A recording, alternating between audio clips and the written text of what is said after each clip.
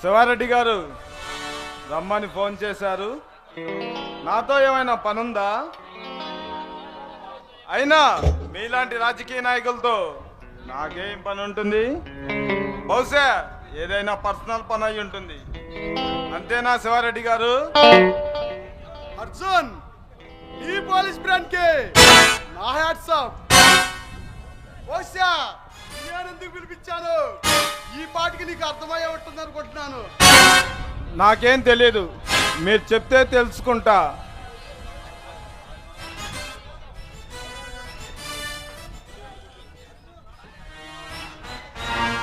సొమ్మైనా సోకైనా సొమ్మున్న వాడికే దక్కాలి. అర్జున్, ఈ సీమలో నా మాట అంటే వేదం.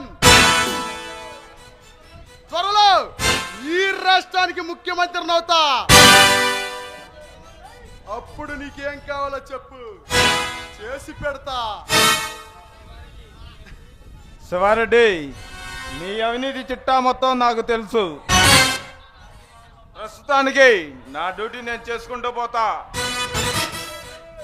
ఎవరైనా అడ్డు వస్తే సహించేదే లేదు.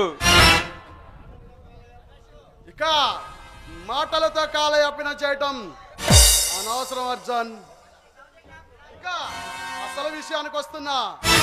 ఆ రాజారెడ్డి డెత్ కేసు నువ్వు ఎంక్వైరీ చేస్తున్నావని నాకు తెలుసు.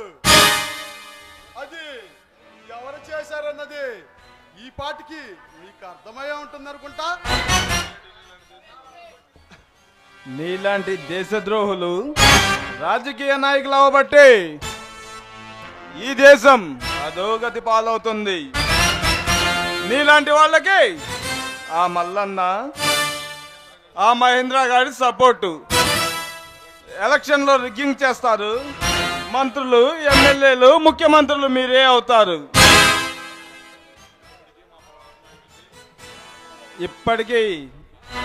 ఇప్పటికైనా నా పవర్ అర్థమైంది అనుకుంటాను. ఈ రాష్ట్ర రాజకీయం మొత్తం నా ఇంటి చుట్టూ తిరుగుతుంది.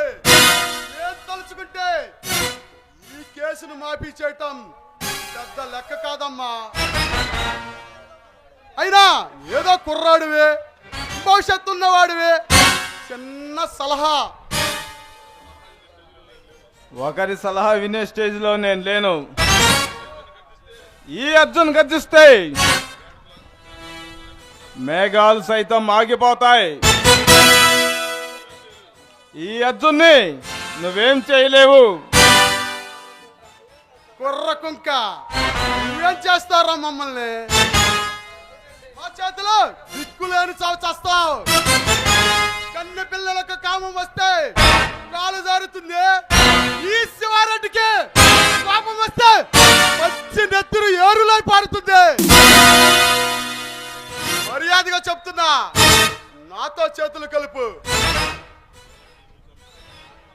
శివారెడ్డి, నువ్వు చంపిన వ్యక్తుల రక్తం నుంచి పుట్టిన శక్తిరా ఈ అర్జున్. అది తెలియక నీలాంటి వాళ్ళు రాజకీయాలు చేస్తున్నారు. ఈ రాష్ట్ర ప్రగతి అధోగతి పాలవుతుంది. మీలాంటి తప్పుడు రాజకీయ నాయకులు, తప్పుడు నిర్ణయాలతో ఈ దేశ రాజకీయమే సర్వనాశనం అయిపోయింది.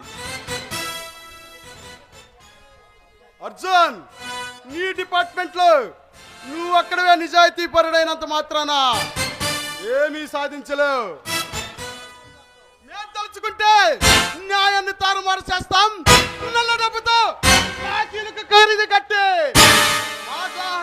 మా దాసాహం చేసుకుంటాం. నేను చెప్పినట్లు ఈ ప్రభుత్వాన్ని నడిపే రాజకీయ నాయకులు ఉన్నంత వరకు మమ్మల్ని ఏ చట్టం, న్యాయస్థానం ఏమీ చేయలేవు.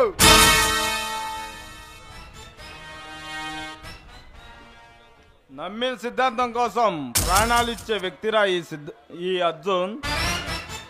మీకు దాసోహమై న్యాయానికి అన్యాయం చేయలేను. విజయమే ఆయుధం.